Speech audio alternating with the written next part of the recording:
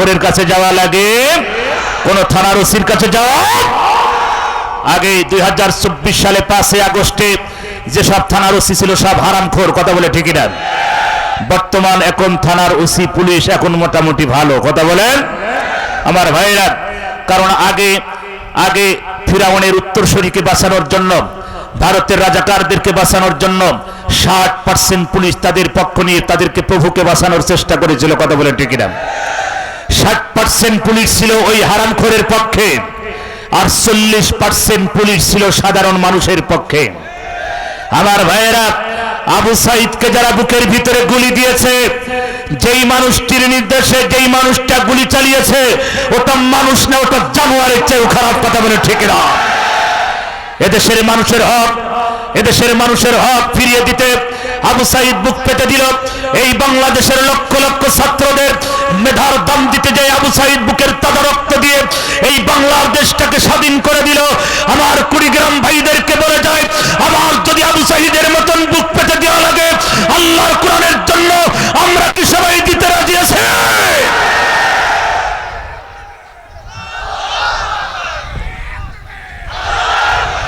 লিল্লাহে তাকবীর, লিল্লাহে তাকবীর।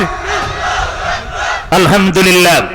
আমার ভাইয়েরা, আমরা দেখেছি এই 16টি বছর ফিরাউনের উত্তরসূরিরা দেশ চালিয়েছে, কথা ঠিক না? কোন জায়গায় শান্তি নাই।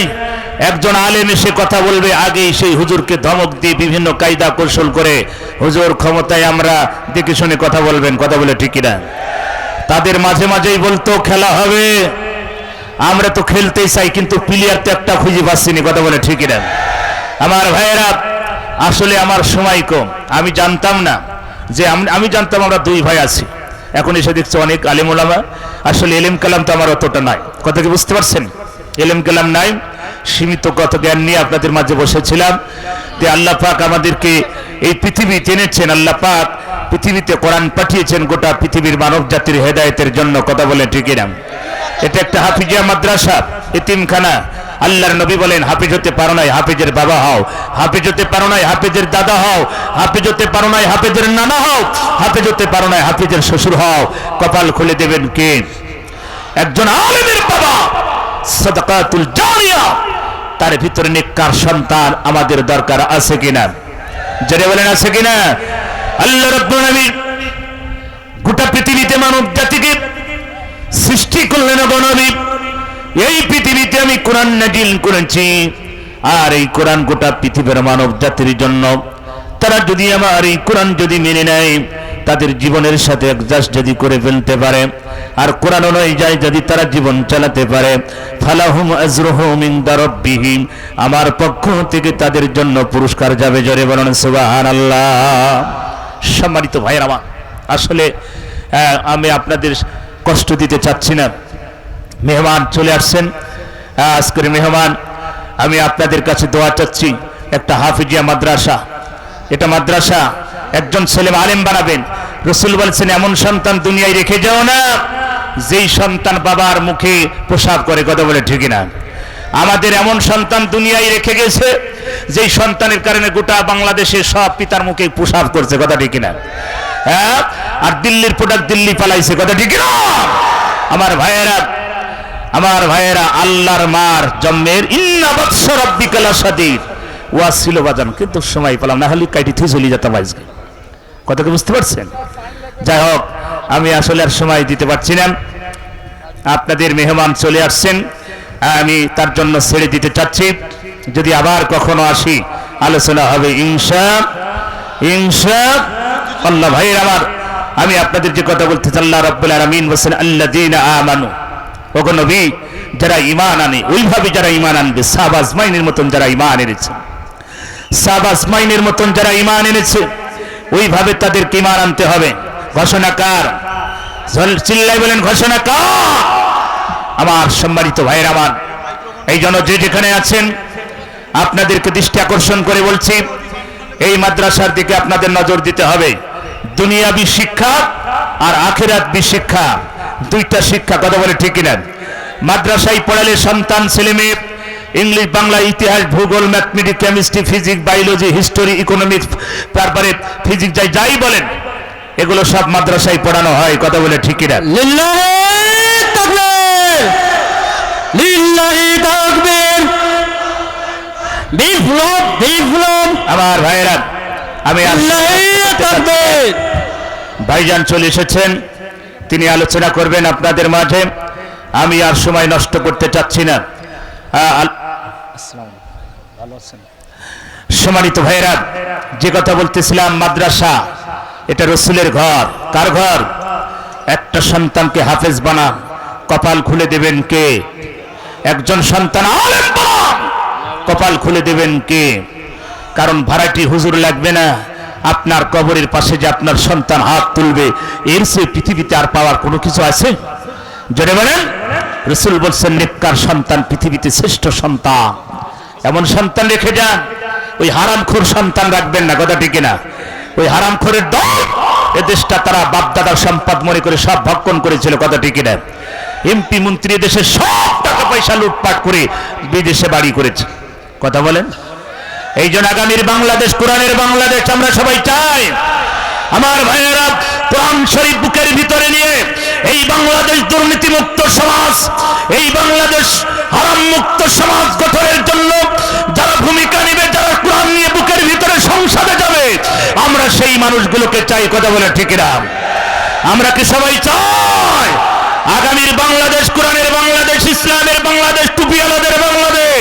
কারা দেখতে চান একটু হাত তুলে দেখা, হাত নামা। আমার ভাইয়েরা, আমরা দেখতে চাই আর এরকম দুর্নীতিমুক্ত কারাগার, আয়নাঘর, হারামখোর, নারীখোর, মদখোর আর এরকম নারী আমরা সমাজে চাই না। আসুন, আল্লাহ পাক আমাদের সবাইকে কবুল করুক, আজকের এই মাহফিলখানা কবুল করুক। সম্মানিত অতিথিবৃন্দ যারা আছেন, সভাপতি, প্রধান অতিথি, বিশেষ অতিথি, আমন্ত্রিত অতিথিবৃন্দ, সবার জন্য আমি দোয়া করি। আমার সাইদুল ভাই, তার জন্য, এবং সাব ইন্সপেক্টর আতিকুল ভাইয়ের জন্য দোয়া করে, আমি মুফতি আমির হামজার জন্য দোয়া আছে, আপনাদের এলাকাবাসীর জন্য দোয়া করে। সম্মানিত মা বোনের অনেক এসেছেন, আমি তাদের জন্য দোয়া করে, গোটা বাংলাদেশ যে সমস্ত ছাত্ররা জীবন দিয়েছে তাদের জন্য, তাদের রুহের মাগফিরাত কামনা, এবং যারা এখনো আহত তাদের জন্য দোয়া করে আমি আমার আলোচনা এখানে শেষ করছি। আবার কোথাও দেখা হবে ইনশাআল্লাহ। আসসালামু আলাইকুম ওয়া রাহমাতুল্লাহ।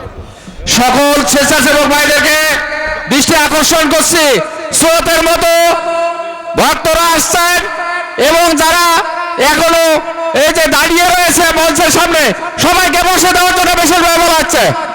আর মা বোনদেরকে দৃষ্টি আকর্ষণ করছি, আপনার চাই একটু চেপে চেপে বসে পড়ুন, একটু সামনে এসে একটু ঘন করে বসে পড়ুন। সম্মানিত শ্রোতাবৃন্দ, আজকের এই মাহফিলে আপনারা যারা স্বেচ্ছাসেবক রয়েছেন, আমি বিশেষভাবে দৃষ্টি আকর্ষণ করছি, আর কোনো সময় নাই, এখন থেকে প্রত্যেকটি স্বেচ্ছাসেবকদেরকে এবং কঠিন পরিশ্রম করতে হবে, এবং যারা দাঁড়িয়ে রয়েছে আমি তাদেরকে বসে দেওয়ার জন্য বিশেষভাবে বলা হচ্ছে। সকল স্বেচ্ছাসেবক অতিথি মঞ্চে আসবেন, যারা মঞ্চে অতিথি আছেন দয়া করে মঞ্চে আসবেন। অতিথিবৃন্দর জন্য আজকের আয়োজন, দর্শকদের জন্য আয়োজন সুশৃঙ্খলভাবে আমরা পালন করবো ইনশাআল্লাহ। আপনার সবার সহযোগিতা কামনা করতেছি। যারা অতিথি হিসেবে আছেন তারা মঞ্চে আসবেন, দয়া করে মঞ্চে আসবেন। আসলে কারা আসছেন সবাই আমরা দেখতেছি। আর প্রধান অতিথি বাসায় আছে, আমি প্রধান অতিথিকে অনুরোধ করব মঞ্চে আসার জন্য দ্রুত। প্রধান অতিথি ইমদাদ ভাই, বিশেষ অতিথি মিজান ভাই, ওয়াহেদ ভাই, এবং যারা আছেন আমন্ত্রিত অতিথি মঞ্চে আসবেন, দয়া করে মঞ্চে আসবেন। প্রধান অতিথি, বিশেষ অতিথি সবাই মঞ্চে আসবেন।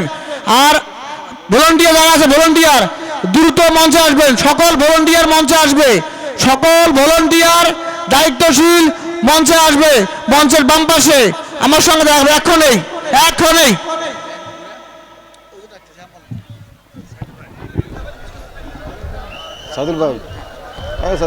সম্মানিত তৌহিদি মুসলিম জনতা, আমরা দীর্ঘক্ষণ ধরে ধৈর্যের পরিচয় দিয়েছি, আর অল্প কিছুক্ষণ আমরা ধৈর্যের মাধ্যমে আমরা সামনের দিকে এগিয়ে যাব ইনশাআল্লাহ। আপনাদের সকলের সার্বিকভাবে সহযোগিতা কামনা করছি। এটা মাইক পিস তো এটা খোলা যাবে না, এটা তো এই জন্য পড়ে যাবে, এটা পড়ে যায়, সামনে গেলে কমাই পড়ে যায়। ওই জন্য এটা স্ট্যান্ড ফিক্স করে দিয়েছে। আমি সম্মানিত প্রধান অতিথি, বিশেষ অতিথি এবং আমন্ত্রিত অতিথিবৃন্দদেরকে মাহফিল ইন্তেজামিয়া কমিটির পক্ষ থেকে মঞ্চে এসে আসন গ্রহণ করার জন্য সবিনয় অনুরোধ করছি।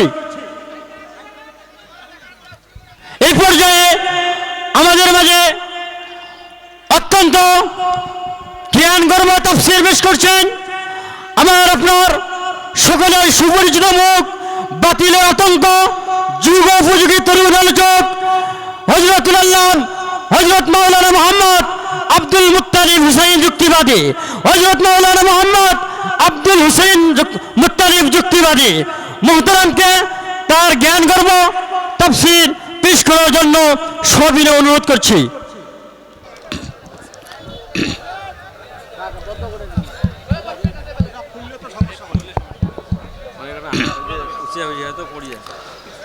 আসসালামু আলাইকুম ওয়া রাহমাতুল্লাহি ওয়া বারাকাতুহু।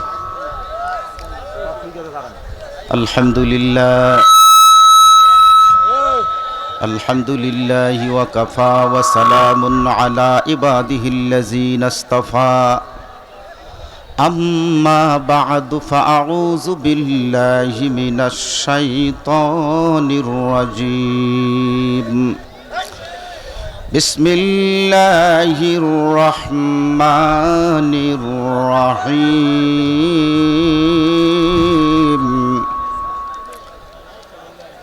তাবারাকাল্লাযী বিয়াদিহিল মুলকু ওয়া হুয়া আলা কুল্লি শাইইন কাদির।